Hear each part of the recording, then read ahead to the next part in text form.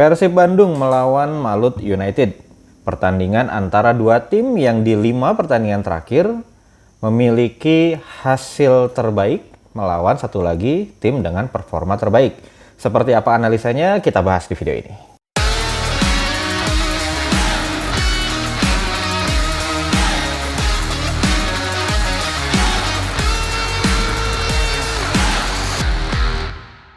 Oke, let's break it down. Persib Bandung siap menjamu Malut United membawa bekal yang cukup bagus ya dalam 5 pertandingan terakhir. Persib ini dibandingkan tim-tim yang lain adalah tim dengan hasil terbaik, yaitu dari 5 pertandingan terakhir dapat 13 poin. Sama nih kayak Persebaya Surabaya 13 poin. Sedangkan Malut ada di posisi ke 5 atau 6 ya dengan 9 poin. Jadi bisa dikatakan dalam 5 pertandingan terakhir Persib adalah tim dengan hasil yang terbaik. Sedangkan kalau kita berbicara tentang performa, tentu kita akan membahas dari sisi expected goals dan expected goals against. Nah, jadi berdasarkan data tersebut gitu ya, di 5 pertandingan terakhir ternyata tim dengan performa terbaik adalah Malut United. Karena kalau saya sih melihatnya dari expected points ya. Jadi expected points itu dihitungnya ya dari XG dan XGA setiap pertandingan, dimana kalau semakin dominan si tim tersebut maka kemungkinan dia untuk bisa dapat poinnya itu lebih tinggi. Nah, ini dikumpulkan dalam 5 pertandingan terakhir, Malut itu paling tinggi, dia mendapatkan 11,89. Jadi pertandingan ini akan sangat menarik sekali karena Persib dengan hasil terbaik dalam 5 pertandingan terakhir melawan Malut yang performanya lagi gila-gilaan nih gitu. Nah, memang kalau bicara tentang Malut pasti yang ada di top of mind-nya adalah tim dengan attacking yang luar biasa gitu ya.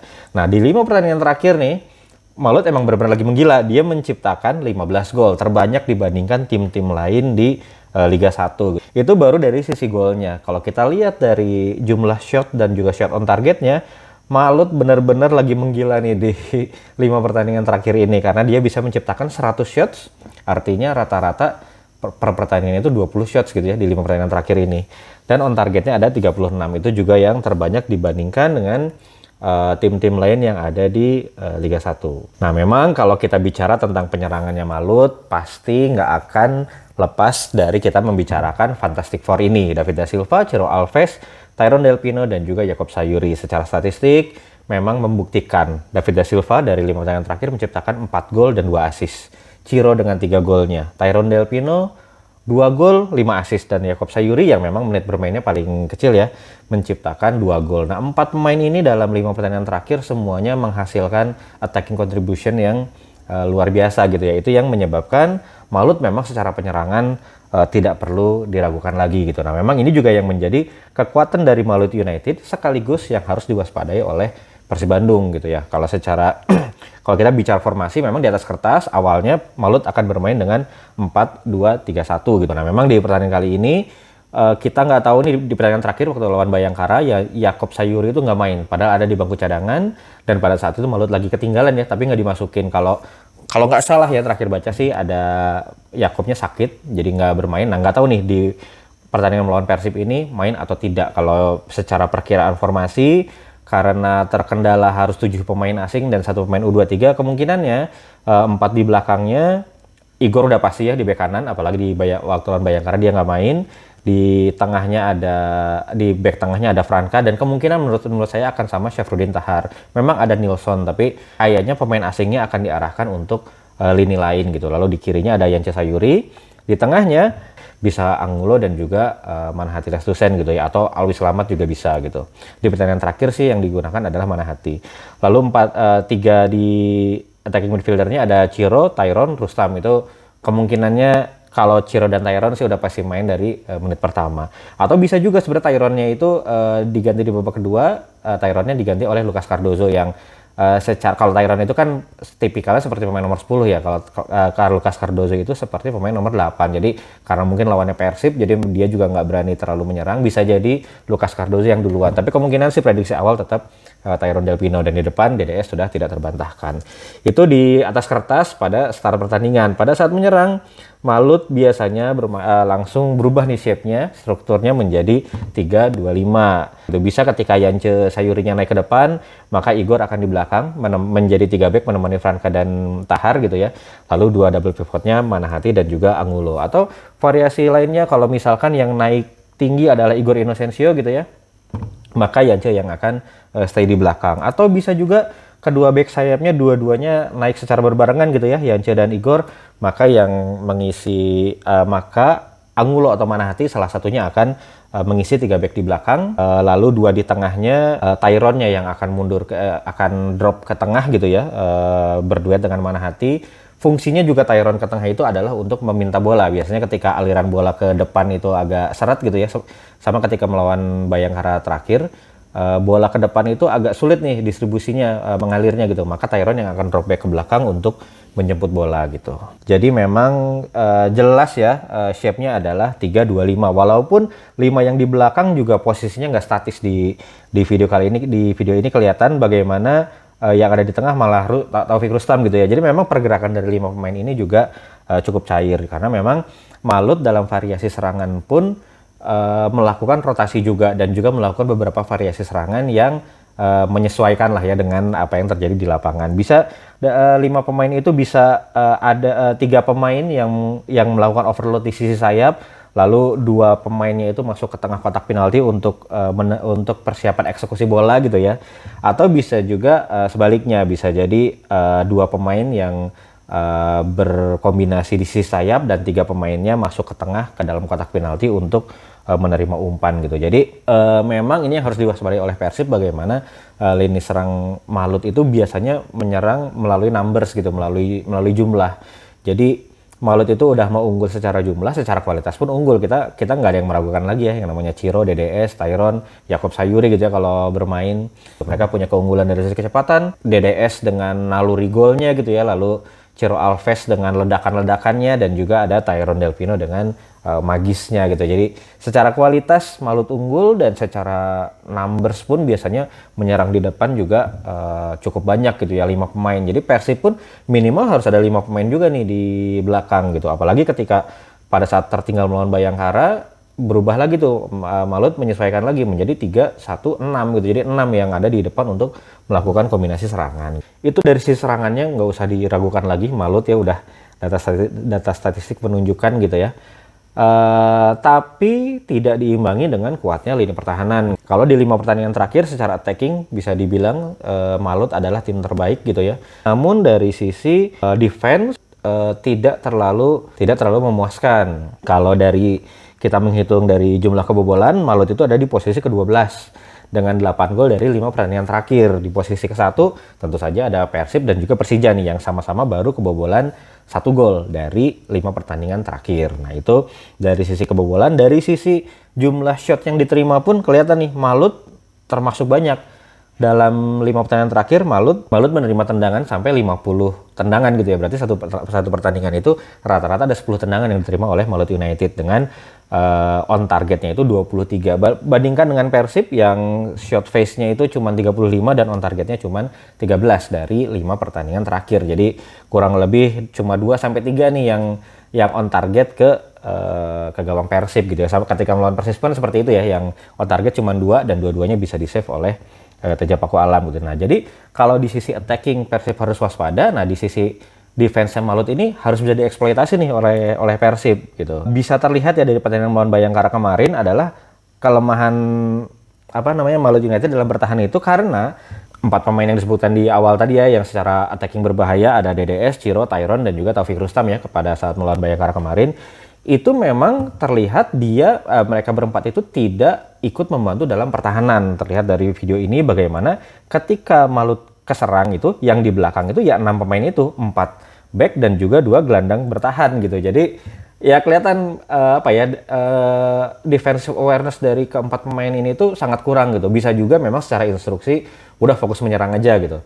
Nah memang di satu sisi pada saat penyerangan mereka bisa oke banget nih ya gitu ya, dalam melakukan attacking transition pun bisa cepat karena memang secara jumlah pun mereka udah banyak tuh di depan gitu. Nah tapi kendalanya adalah ketika mereka bertahan, yaitu mereka cuman 6 pemain itu ya, apalagi ketika misalkan back sayapnya telah turun itu bisa lebih sedikit lagi jumlahnya gitu, apalagi ketika melawan Bayangkara kemarin. Bayangkara kan sekarang punya pemain-pemain yang secara skill individual cukup oke ya, ada CDB, ada Privan Barga, itu terutama di babak pertama itu kelihatan dieksploitasi banget si Malut United itu. Nah ini yang harus bisa dimanfaatkan oleh Persib Bandung, bagaimana ketika melakukan serangan pasti akan ada banyak ruang gitu di lini pertahanan Malut United yang itu harus bisa dibongkar oleh positional rotationnya Persib. Nah selain sisi defense, kelihatan juga dari sisi defensive transitionnya Malut ini bermasalah. Nih di sini kelihatan di video ini bagaimana ketika Malut kehilangan bola, pemain Bayangkaranya itu nyaman nih mau mengarahkan bola kemana, karena tidak ada counter press dari pemain Malut United. Counter press itu tidak harus langsung merebut bola gitu ya. Minimal bisa untuk mendelay serangan lawan, atau bisa juga membuat ya lawan itu nggak nyaman gitu dalam memegang bola. Terus permasalahannya juga kemarin yang kelihatan dari pada saat melawan Bayangkara adalah jauhnya jarak antara double pivotnya Malut, Angulo dan juga Manahati gitu ya, terhadap lini serangnya Malut gitu. Hal itu yang menyebabkan Malut kesulitan untuk mendapatkan second ball dan juga counter press itu tadi gitu. Jadi bolanya terlalu jauh lah. Biasanya kan memang pada saat defensive transition yang bertanggung jawab melakukan counter press utamanya adalah Angulo dan Manahati ini gitu. Nah cuman ya itu tadi secara jarak memang jauh, jadi sulit bagi mereka untuk melakukan counter press. Pada akhirnya leluasa nih Bayangkara FC untuk melakukan attacking transition gitu. Nah ini kelihatan jelas di gol pertamanya Bayangkara ketika Malut kehilangan bola.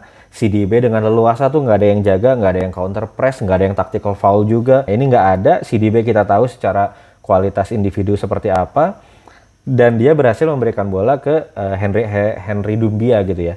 Nah ini pun di belakang tercipta posisi 2 lawan 3, 2 backnya Malut melawan 3 penyerangnya Bayangkara. Dan pada saat posisi seperti ini pun pemain-pemain yang ada di depan gitu ya, yang lagi menyerang gitu, ke belakangnya pun terlambat gitu ya. Pada akhirnya striker Bayangkara ini leluasa melakukan kombinasi dan terciptalah gol pertama di sini.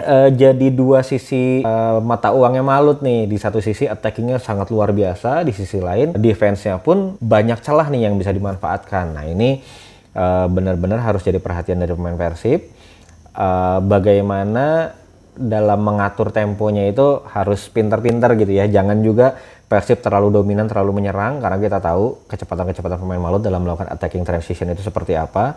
Tapi jangan juga Persib terlalu bertahan terlalu dalam gitu, karena kalau seperti itu ya nyaman buat Malut untuk bisa mengalirkan bola ke depan. Nah pada saat melawan Bayangkara menang ya 2-1 di kandangnya Malut. Itu kelihatan yang menjadi kunci adalah, sehingga Malut kesulitan dalam melakukan serangan adalah bagaimana Bayangkara itu mengunci bola agar nggak sampai nih ke 4 pemain di depan tadi, dengan cara menumpuk pemain di lini tengah, sehingga Malutnya nggak bisa nih ngalirin bola dari belakang sampai ke Tyrone Del Pino, sampai ke DDS, sampai ke Ciro gitu.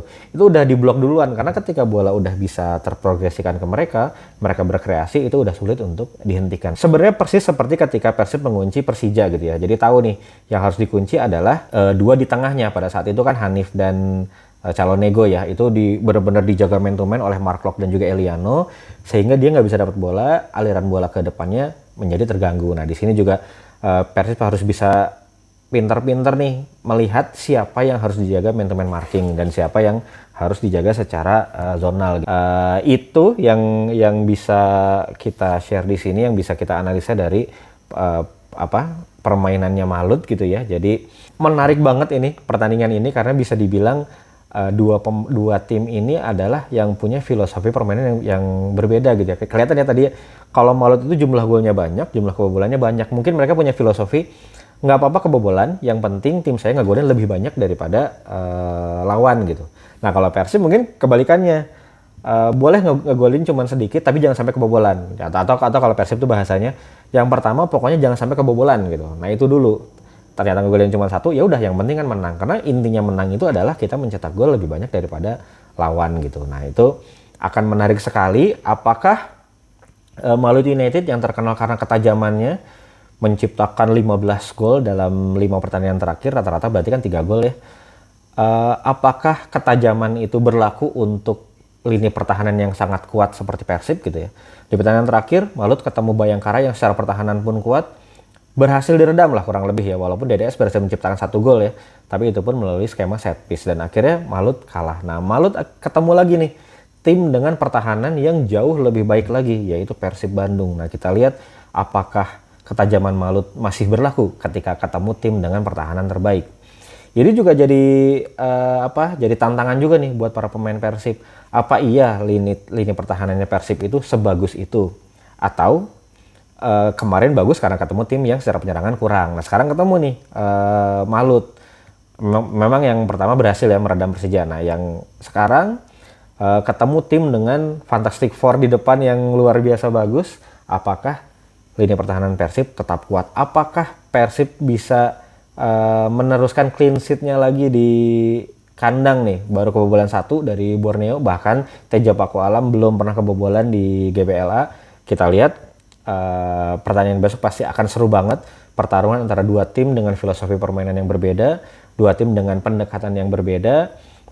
Adu strategi pasti ada dari kedua pelatih, jadi udah nggak sabar nih kita menunggu pertandingan ini gitu. Dan jadi itu aja untuk preview pertandingan kali ini. Kita akan analisa setelah pertandingan. Terima kasih.